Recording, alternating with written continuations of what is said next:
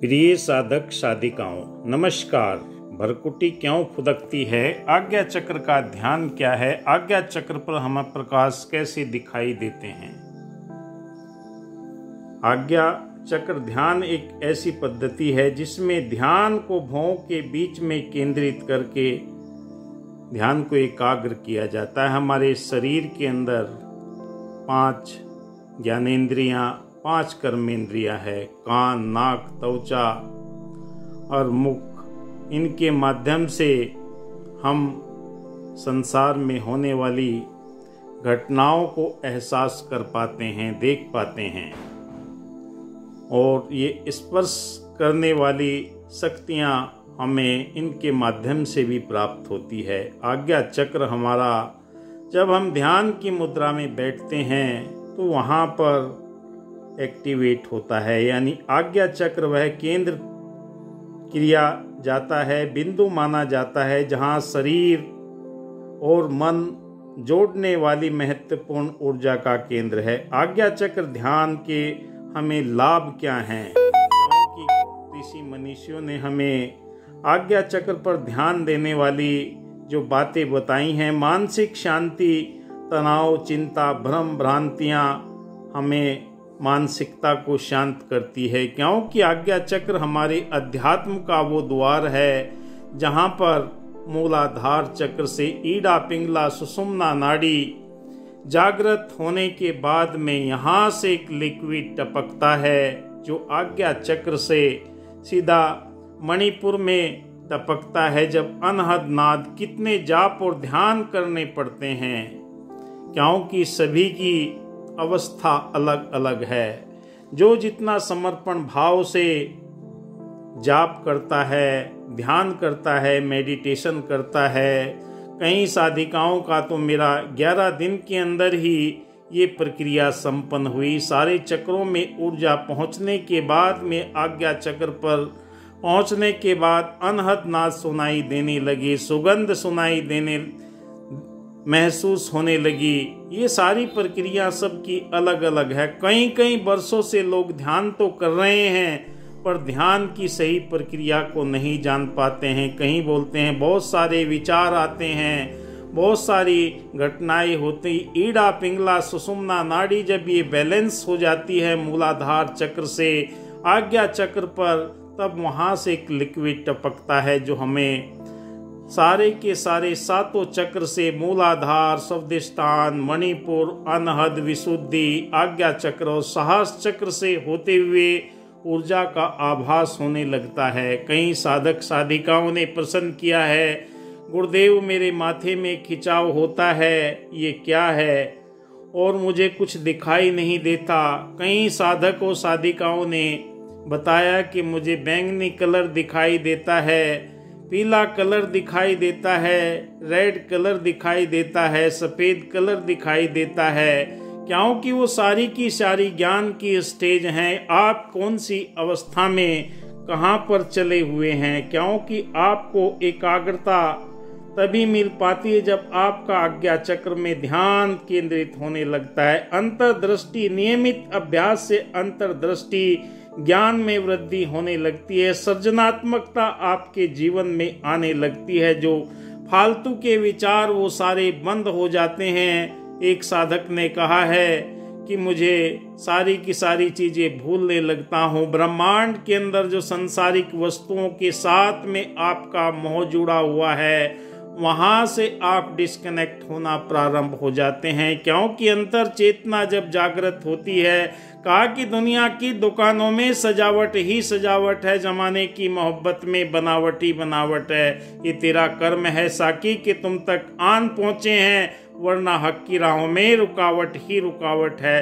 बहुत बाधाएं आती हैं, संसार की सारी चीजें आपको दिखाई देती हैं। दिल धड़कता है, कोई परेशानी नहीं होती। हमारा लीवर, किडनी कार्य करता, हमें कोई परेशानी नहीं होती। जब हम ध्यान करते हैं तब हम ये सोचते हैं कि विचार क्यों आ रहे हैं। विचार तो आएंगे, विचारों का काम है आना, पर जब आप विचार सुनने की अवस्था में पहुंच जाते हैं, एक एक इंद्रिय आपकी अपने आप शांत होना शुरू हो जाती है, तब आपकी ध्यान की गहरी अवस्था में पहुंचने का एक प्रबल मार्ग बन जाता है, जहां से आप इस आत्मा को परमात्मा के साथ जोड़ने का प्रयास करते हैं। जब ये कर पाते हैं तब आपका शरीर जागृत होगा, शरीर वायु एनर्जी बनाएगा, फिर आपके शरीर में कॉस्मिक एनर्जी बनना शुरू हो जाएगी, जो ब्रह्मांड के साथ में आपका नाता जोड़ती है, यूनिवर्स के साथ में आपका नाता जोड़ती है। आपके हृदय से दया के, करुणा के, प्रेम के, नम्रता के भाव उजागर होंगे, जो सभी के लिए है। न किसी कहीं पर धर्म बनते हैं, कहीं ईमान बनते हैं। खबर कर दो जमाने को साकी, वो महफिल है जहाँ इंसान बनते हैं। इंसानियत का रुतबा बुलंद होने लगता है। आपके शरीर के अंदर सबसे प्रेम करने की आपके मन के अंदर चाह पैदा होने लगती है। दिखावटी बनावटी चीजों से आपका मोह हटने लगता है। आज्ञा चक्र से आपको ये संकेत मिलने लगते हैं, क्योंकि आज्ञा चक्र आपको ऐसी दिशा की तरफ ले जाता है, आरामदायक अवस्था में बैठे, जहां पद्मासन या सिद्धासन मुद्राएं, हथेलियों को हमेशा घुटनों के ऊपर रखे, ज्ञान मुद्रा में रहे, दृष्टि आंखें बंद करें, आंखों और भौं के बीच में बिंदु पर केंद्रित करें, ध्यान धीरे धीरे सांस ले और छोड़े, ध्यान को भौं के बीच में केंद्रित करें, मंत्र जाप करें, जो भी आपको आपके गुरु ने या आपके परिवार में किसी ने बताया है। जो सिद्ध मंत्र होते हैं वो हमारे शरीर को जल्दी जागृत कर देते हैं और ऊर्जा शरीर बनाने लगता है। तब हम ब्रह्मांड की अलौकिक शक्ति के साथ में आज्ञा चक्र के माध्यम से जुड़ने लगते हैं। भगवान शिव का भी आप देखें, सभी फोटोओं के अंदर यही दर्शाता है कि तीसरी आंख कोई शरीर में अलग से नहीं दिखाई देती, वो आपकी अंतर चेतना की आंख है, जो आपको यूनिवर्स के साथ में जोड़ती है। ध्यान के दौरान शरीर को आरामदायक रखे, मन भटक जाए तो धीरे धीरे वापस ध्यान को बिंदु पर लेकर आए। नियमित अभ्यास करें। अधिक लाभ लेने के लिए आज्ञा चक्र को अक्सर तीसरे नेत्र से भी जोड़ा जाता है। यह ध्यान सभी के लिए उपयुक्त है, लेकिन किसी भी समस्या के सामने अगर आपके जीवन में कोई बाधा आ रही तो चिकित्सक से सलाह ले। आज्ञा चक्र के बारे में बहुत सारी जानकारियां हैं। भुरकुटी क्यों फुदकती है, क्या है, जो जितना जानता है वो इतनी जानकारी आपको देगा। अगर आपके चक्र जागृत हो चुके हैं, आपके जीवन के अंदर ब्रह्मांड की अलौकिक रहस्य की ऊर्जा का एहसास होने लगेगा, तो आपको हर सीटिंग में आनंद आने लगेगा। आप हर ध्यान के अंदर अपने आप को हल्का महसूस करेंगे, मन के ऊपर कोई बोझ नहीं रहेगा और निरंतर आपका जपा जाप चलता रहेगा, क्योंकि आज्ञा चक्र से जो लिक्विड टपकता है वो हमारे मणिपुर चक्र के ऊपर आकर गिरता है। जब अनहद नाद सुनाई देने लगती है, फिर वो मूलाधार चक्र में जाकर चारों तरफ हमारे शरीर के अंदर घूमना प्रारंभ कर देता है। वहीं से हमारा ऑरा विकसित हो जाता है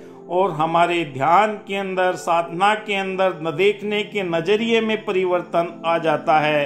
कहा कि दिल बदल सकते हैं, जज्बात बदल सकते हैं, मुल्क के फिक्रों के ख्यालात बदल सकते हैं, अगर हम बदल जाए यारो हालात बदल सकते हैं। क्योंकि आध्यात्मिक क्षेत्र वो क्षेत्र है जहां से आप शरीर के लिए तो आप दाल रोटी भोजन करते हैं, पर आत्मा को परमात्मा की आवश्यकता है। जब तक परमात्मा प्राप्त नहीं होता, मनुष्य का कर्म बंध बना रहता है और कर्म बंधों से मुक्ति के लिए शरीर को कार्य करना पड़ता है। वो वायु एनर्जी बनाकर कॉस्मिक एनर्जी में तब्दील करके तभी आप ब्रह्मांड की अलौकिक शक्ति के साथ में नाता जोड़ सकते। और कोई तरीका नहीं है। ना तो यहाँ पर धर्म की बात है, ना मजहब की, ना रूप की, ना रंग की, ना काले की, ना गोरे की, ना महिला की, ना पुरुष की, ना बच्चे की, ना बूढ़े की।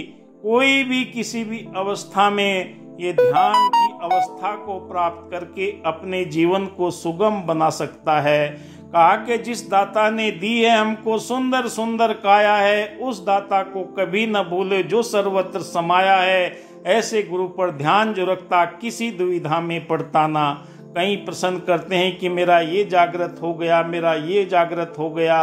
भाई जागृत हो गया तो मन के अंदर भ्रम क्यों है, शंकाएं क्यों हैं? अगर आप मार्गदर्शन चाहते हैं तो अपने आप को समर्पण भाव से अपने गुरुदेव के चरणों में प्रश्न पूछें कि ये क्या है और इसका तात्पर्य क्या है। क्योंकि निगुरे को तो दुनिया के अंदर कहीं कुछ भी नहीं मिल सकता। हमारा शरीर छति जल पावक गगन समीरा 5 तत्वों से निर्मित है। छठी इसके अंदर आत्मा है। आत्मा अपने मूल की पहचान करने के लिए आप इस अध्यात्म के क्षेत्र के अंदर आए हैं। किसी भी उम्र के आप हो सकते हैं। मेरे वीडियो 13 साल से लगाकर 75 साल तक के लोग देखते हैं। मैं शुक्रगुजार हूँ उन सभी का जो एकाग्रता के साथ में हमारा वीडियो देखते हैं और कुछ सकारात्मक कमेंट करते हैं, कुछ नकारात्मक भी करते हैं कि ये सब बकवास है। ठीक है भाई, आपके लिए बकवास होगा, क्योंकि संसार में आने का जो प्रयोजन है वो आत्मा को अपने मूल तक पहुंचना है। कहा कि मुक्त जीवन हो गया, चारों पदार्थ पा गया,